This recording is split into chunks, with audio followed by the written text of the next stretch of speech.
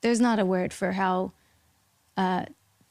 devastating that is to hear about. And so I think the environment just needs to be made a lot safer all around. Pop star Ariana Grande is speaking out about her time on Nickelodeon for the first time since several former child stars of the network have come forward with allegations of abuse and a toxic environment. Obviously, my relationship to it has and is currently and has been changing, and I'm reprocessing a lot of what the experience was like. You know, I think that the environment needs to be made safer if kids are going to be acting. And I think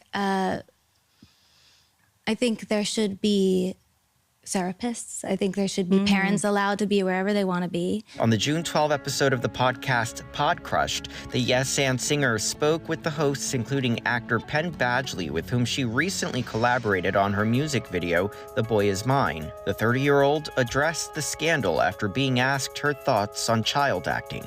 A lot of people don't have the support that they need to get through performing at that level at such a young age, but also dealing with some of the things that the survivors who've come forward, and there's not a word for how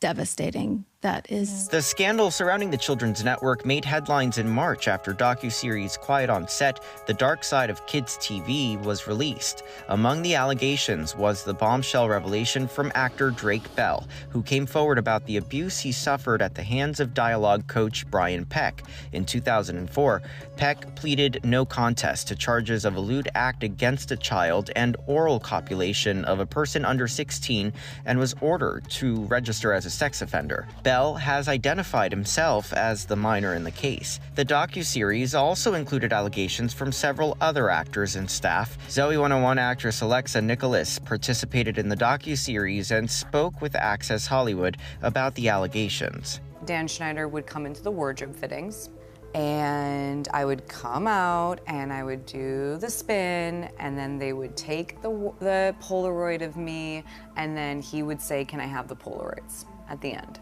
Now, when I look back at that, that's weird. Why does he want those Polaroids? Why does it really matter to him what I'm wearing? And he picked a lot of the times short skirts. While Ariana Grande did not participate in Quiet on Set, several clips of the child star on the show, Sam and Cat, were included. They showed the underage Grande trying to get juice out of a potato with two hands, putting her toes in her mouth, and pouring water on herself. Grande is reacting to seeing those videos again. Speaking specifically about our show, I think that was something that we were convinced was like the cool thing about us, is that like we pushed the envelope with our humor, and the innuendos were like, we were told and convinced as well that it was like the cool differentiation. And I don't know, I think it just all happened so quickly, and now looking back on some of the clips, I'm like, that's,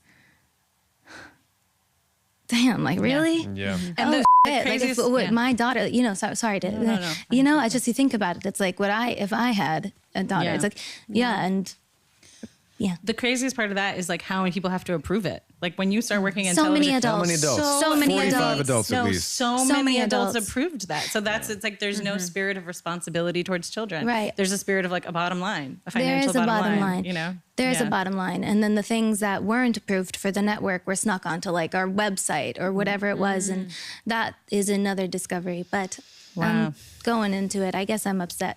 While Grande has not made any allegations herself, she did reveal how involved her mother, Joan Grande, was allowed to be while she worked.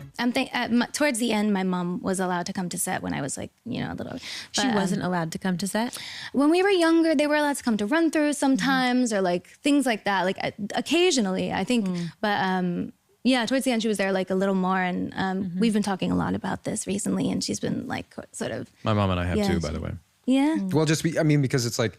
It's awakening. Yeah, you have to start to process like, okay, so now knowing what we all know, neither would I want my children to be in an environment like that, nor does my mother in retrospect think that I should have been in an environment like that. So, you know, then how do we kind of reconcile around that as you know, for the sake of our relationship. Grande says she's reprocessing her experience through the lens of the allegations and hopes to see more protections for young artists. This behavior is prevalent. It's a we're norm. used to. We're told it's normal. Yeah. And it's changing. And I think that's a really nice place to see the world in unison, standing in a place where we're like, that's changing. Yeah. That's unacceptable.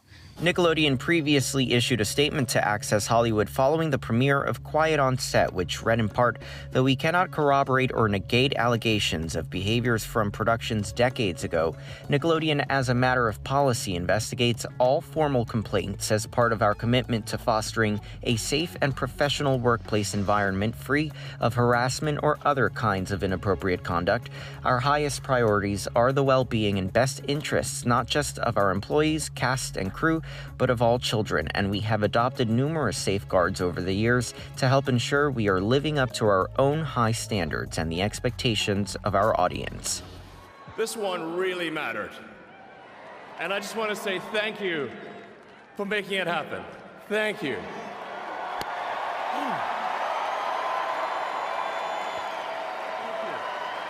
My heart goes out to you. Elon Musk's daughter, Vivian Wilson, is seemingly calling out her father for a gesture he did while speaking to a group of Trump supporters at festivities on Inauguration Day.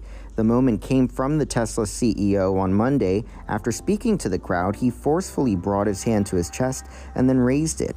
The CEO turned around and did it a second time, despite him saying immediately after, quote, "My heart goes out to you." Many have been likening the motion to a Nazi salute. Meanwhile, others have defended the tech executive, including the Anti-Defamation League, a nonprofit organization that fights anti-Semitism and other forms of discrimination. The organization wrote on X soon after, "This is a delicate moment, it's a new day, and yet so many are on edge. Our politics are inflamed, and social media only adds to the anxiety." It seems that Elon Musk made an awkward gesture in a moment of enthusiasm, not a Nazi salute, but again, we appreciate that people are on edge. But Elon's daughter, Vivian, seems to have chimed in on the controversy, writing on Threads, "I'm just gonna say, let's call a spade an effing spade, especially if there were two spades done in succession based on the reaction of the first spade." In another, she appeared to feign ignorance, writing, "I don't know why y'all are reacting with such vigor. I'm clearly only talking about card suits. I mean, I have ADHD, and this was clearly just an accident that people happen to interpret to mean something other than just card suits. After all, there's no proof I'm not just talking about card suits. You know, people assuming that I'm not just talking about card suits just goes to show how dishonest people the media can be." Of those posts, she said she was trying to make an analogy, calling out people using plausible deniability to defend her father's actions. Elon further added to the controversy on Thursday morning when he took to X, posting a series of puns. One read, "Bet you did not see that coming," along with a laughing emoji, while others referenced prominent Nazis.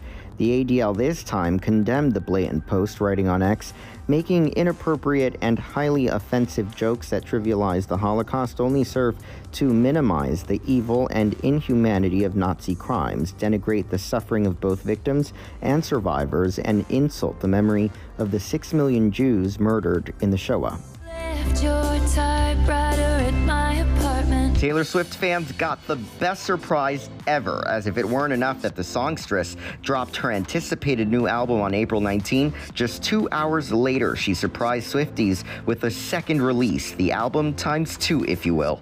The Tortured Poets Department, the anthology, takes the song count from 16 to 31, giving fans more than 2 hours worth of new Taylor music. The pop star, known for divulging all about her love life in heartfelt lyricism, did not disappoint. Swift seemingly alluded to her past relationships with Joe Alwyn and Matt Healy, while also paying apparent tribute to current Beau football star Travis Kelce. In the track So Long London, fans are convinced she sings about her split from Alwyn.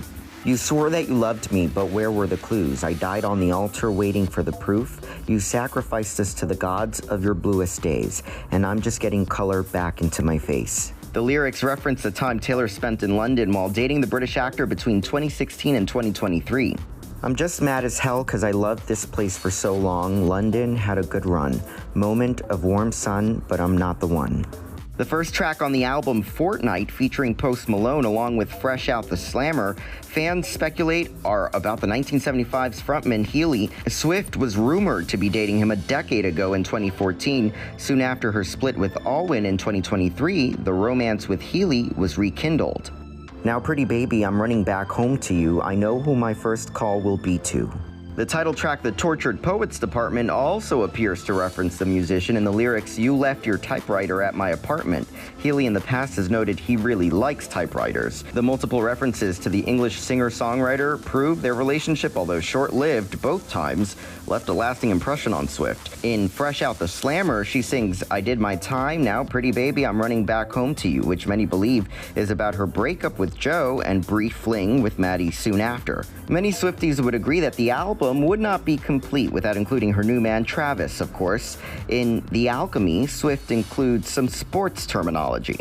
"I haven't come around in so long, but I'm coming back strong," Taylor sings, "so when I touch down, call the amateurs and cut them from the team." Another nod to her romance with the Kansas City Chiefs tight end comes in the song So High School, where she sings, "I feel so high school every time I look at you. You know how to ball. I know Aristotle." But her romantic life isn't the only thing she references. Swift also gives a shout out to Charlie Puth.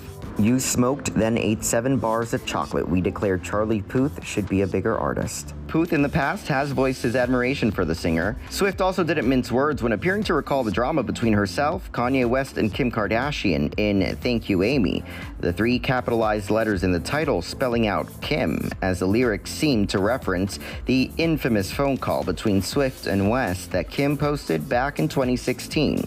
And Swift even gives a nod to some of her past eras too. In track Down Bad, she includes some lyrics that might sound a little familiar to Swifties. "How dare you think it's romantic, leaving me safe and stranded." The lyrics notably similar to her lyrics in New Romantics from album 1989, where she sings, "Please leave me stranded, it's so romantic." It's safe to say Swifties are pleased to see Taylor outdoing herself once again.